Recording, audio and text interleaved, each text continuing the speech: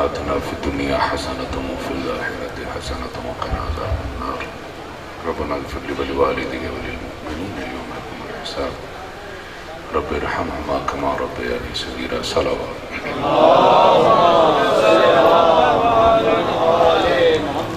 تمام حمد و ثنا ہے اس رب ذوالجلال کے نام کی جو بڑا رحمان و رحیم ہے، جو ان اللہ علی کل شیء قدیر کا مصداق ہے اور جس کے قبضہ قدرت میں میری اور آپ کی جان ہے۔ اور سلام و درود ہو خاتم النبیین پر، رحمت للعالمین پر، جو طائف کے بازاروں میں پتھر کھا کے بھی دعائیں دیتا رہا۔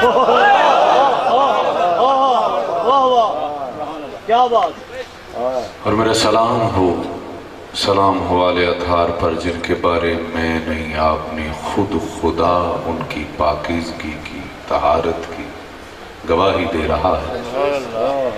انما یرید اللہ لیذھب عنکم الرجس اہل البیت ویطہرکم تطہیرا۔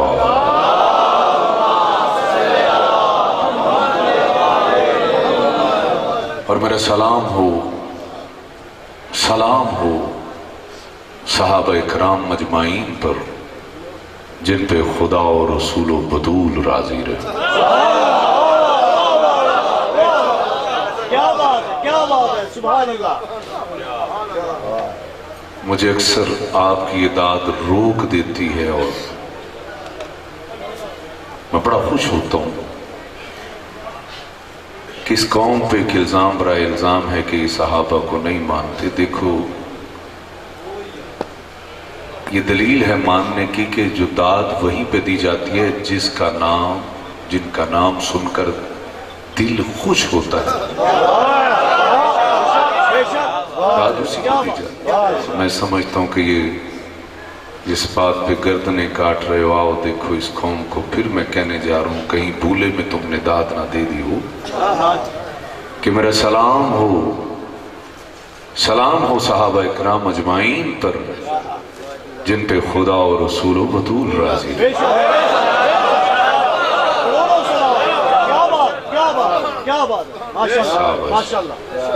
یہ صدیوں کی لڑائیاں ختم ہو سکتی ہیں ان چند باتوں سے،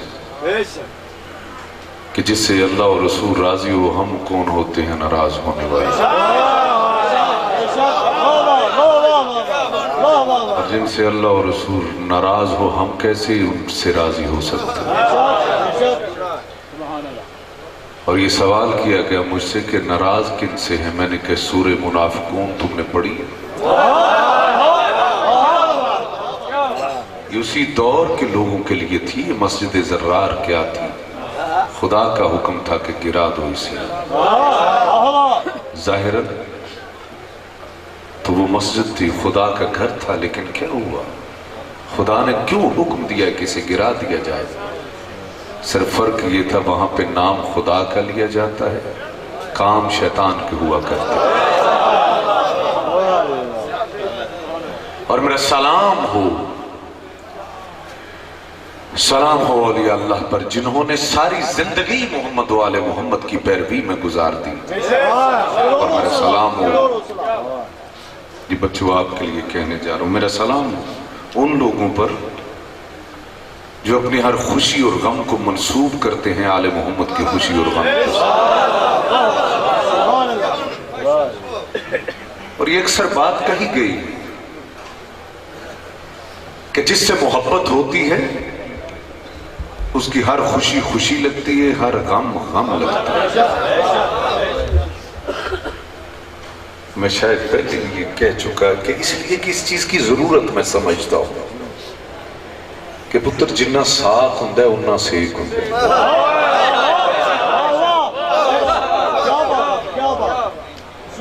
کہ ایک سکھ کی مثال میرے سامنے ہے کہ وہ اسی محرم میں ایک پروگرام کر رہا تھا، شاید یہ میں نے بتایا، خدا کی قسم تھوڑا سا غور کر لو اس بات پر کہ کن باتوں پہ لڑائی ہو رہی ہے۔ جی دمال کے دوران جو ہے، میں اس کی شرعی حیثیت پہ نہیں جا رہا، آپ یقین کریں یہ وہی جانتا ہے جو دمال کے اصل معنی کو جانتا ہے۔ ناچ اور دمال میں فرق ہے، اس بات کو ذہن میں رکھنا۔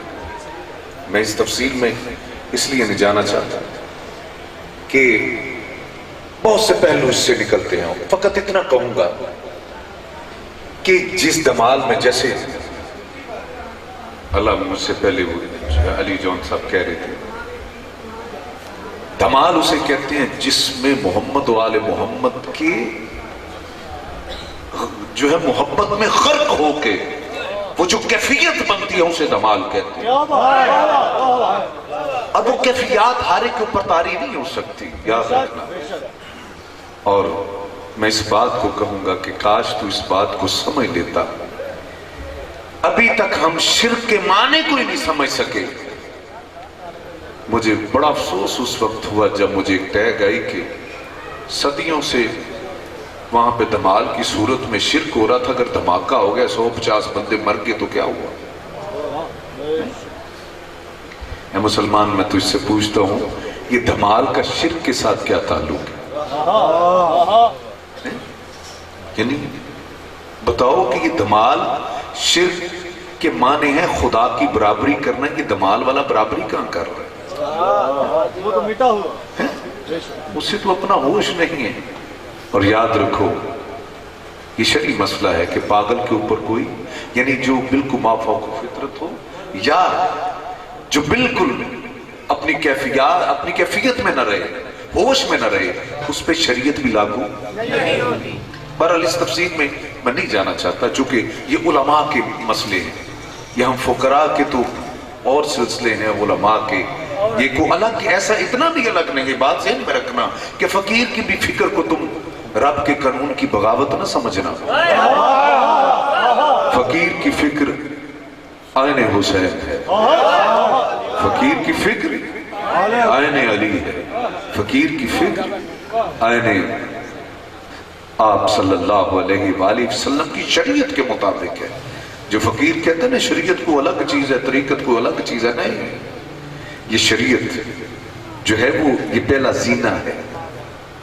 پھر آگے میں اس تفصیل میں اس لیے فقط اس بات کی مذمت کرنے جا رہا ہوں کہ خدا کے لیے ہر بات کو شرک نہ سمجھا کرو، نہ کو ہر بات شرک ہے۔ اور دوسری بات،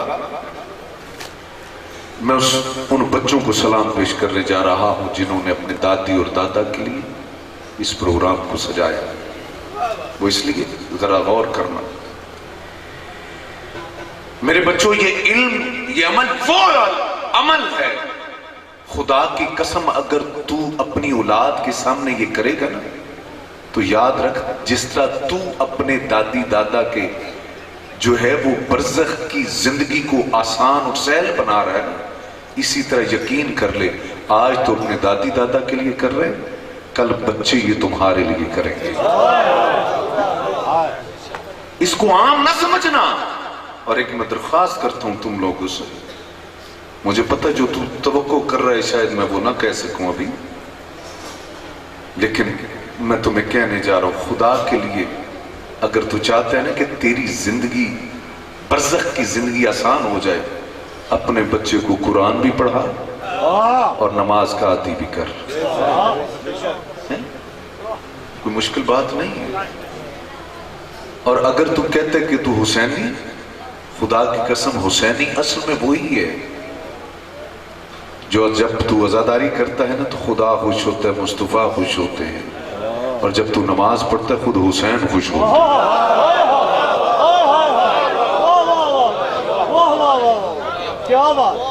نماز کو کبھی بھی کسی بات پہ فوقیت کہیں کم نہ کرنا۔ نماز وہ ہے، اگر تو غور کرے پاک بی بی نے کب پڑھی کہ سامنے اس پہ جس طرح مرضی تو سمجھ، جس طرح سمجھنا چاہے، نماز کی اہمیت کو سمجھ کہ بھائی بھتیجے اور بھانجوں کے لاشیں پڑے، پھر بھی پاک بی بی کی نماز شب بھی قضا نہیں ہوئی۔ نماز کی اہمیت کیا اس سے تو واقف نہیں ہوا کہ پاک حسین نے اگر آخری سجدہ کیا تو کن لوگوں کو سمجھانے کے لیے کیا؟ کہ میری عزاداری کو عام کرنے والوں یاد رکھو جہاں پہ خنجر یاد رکھا ہے وہاں پر میرے اس حالت کو بھی یاد رکھنا. نماز کو اہمیت دیا کرو, نماز کو عام نہ سمجھا کرو, اور یاد رکھنا اس کا سوال ہوگا. جو حسینی ہوگا اصل میں وہی ایک جان علی کاظمی صاحب, ایک نہ جان علی شاہ صاحب نہیں, قاری جان صاحب جو کمالیہ والے تھے, عجیب وہ بات کیا کرتے تھے.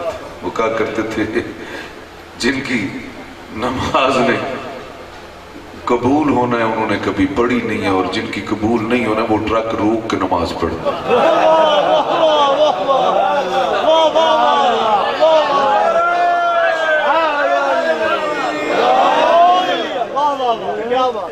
آؤ, اور پھر دوسرا قرآن.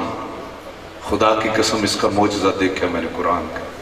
آپ نے میرے لیے دعا کرنی ہے, میں نے آپ کے لیے, کہ مجھے خوشی ہے ایک بچہ بھی مجھے ملا ہے کہ میں آپ کے دادا کو جانتا ہوں, اور وہ میرے باپ بھی ان کی عقیدت میں تھے.